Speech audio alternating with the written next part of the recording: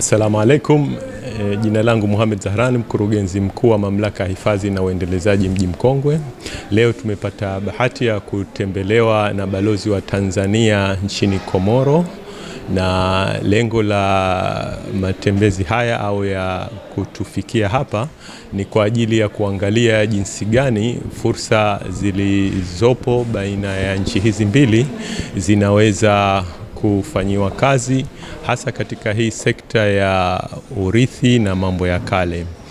Kama inavyoeleweka, Mamlaka ya Hifadhi na Uendelezaji Mji Mkongwe ni msimamizi wa eneo hili la kihistoria la Mji Mkongwe wa Zanzibar,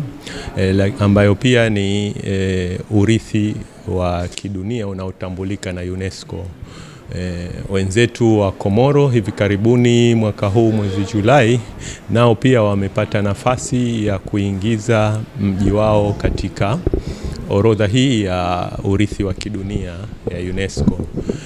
Sasa pamoja na kwamba hizi nchi zetu zimekuwa jirani na mashirikiano kwa muda mrefu, lakini hii fursa iliyojitokeza katika mambo ya urithi wa kiutamaduni imepelekea kwamba taasisi zinazohusika, kibalozi na za mambo ya nje, kuchukua juhudi za kuhakikisha kwamba Mji Mkongwe wa Zanzibar unashiriki katika kusaidia maendeleo au ya kiutalii, ya kiutamaduni na ya kiurithi yanayopatikana kule Komoro. Na hii visit au huu ujio wa balozi ni mojawapo ya juhudi hizo. Kwa hiyo Mheshimiwa Balozi amefika hapa na ametuelewesha hiyo hali ambayo nimeifafanua hapa. Mamlaka ya Mji Mkongwe nayo ilipata nafasi ya kutoa uwasilishaji kuhusiana na kazi zake tunazoendelea nazo, lakini pia tulikuwa na wenzetu wa Zanzibar Stone Town Heritage Society, na wao pia walifanya uwasilishaji, na kwa pamoja tukawa tumezungumzia mambo ambayo sisi kama taasisi zilizopo Zanzibar tunaweza kushirikiana na wenzetu kule Komoro,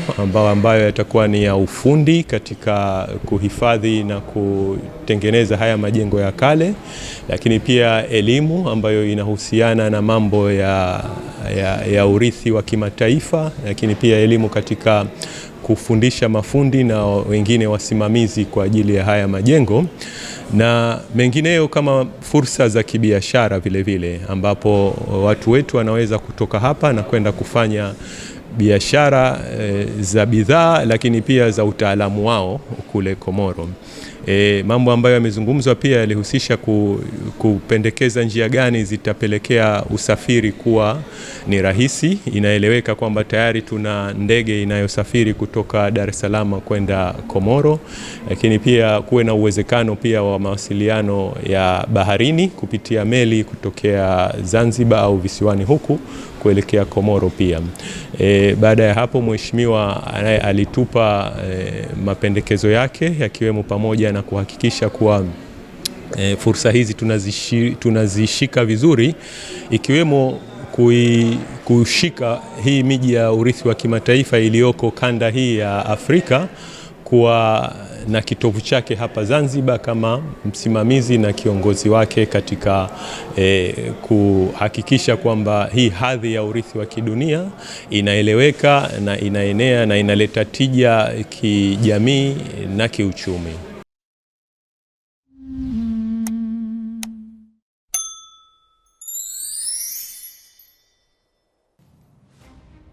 Suala la ajali za barabarani limekuwa ni janga kubwa hapa nchini, na sababu kubwa inayopelekea ajali hizo ni madereva kudharau sheria na taratibu za usalama barabarani. Hivyo serikali, kwa kutambua umuhimu wa suala hili, imeiagiza Wizara ya Ujenzi na Uchukuzi kuhakikisha tunaweka kamera za barabarani ambazo zitasaidia kuchukua makosa kama mataifa mengine yaliyoendelea yanavyofanya. Katika juhudi za kuimarisha usalama barabarani Zanzibar, Mamlaka ya Usafiri na Usalama Barabarani Zanzibar imeanza kutumia teknolojia ya kisasa ya rada kamera na spidi kamera kupitia kamera hizi endapo dereva atazidisha mwendo wa chombo kinyume na viwango sahihi kilichowekwa katika maeneo husika, kuendesha chombo cha maringi mawili bila kuvaa kofia ngumu yaani helmet, kupakia mizigo au abiria kinyume na utaratibu, pamoja na makosa mengine yote yaliyoorodheshwa katika sheria namba 7 ya mwaka 2003 ya sheria ya usalama barabarani. Kamera hizi zitarekodi makosa, muda, eneo pamoja na nambari ya usajili ya chombo. Kisha mfumo utatuma ujumbe kwa mmiliki wa chombo kupitia simu ya mkononi baada ya kufanya kosa, pamoja na nambari ya malipo yaani control number anayotakiwa kulipia si zaidi ya siku 14. Mamlaka inawasisitiza wananchi wote wa Zanzibar kubadilisha umiliki wa vyombo vya moto mara tu baada ya mauziano, kwani faini hutozwa kwa jina la mmiliki aliyesajiliwa katika mfumo na kadi ya chombo.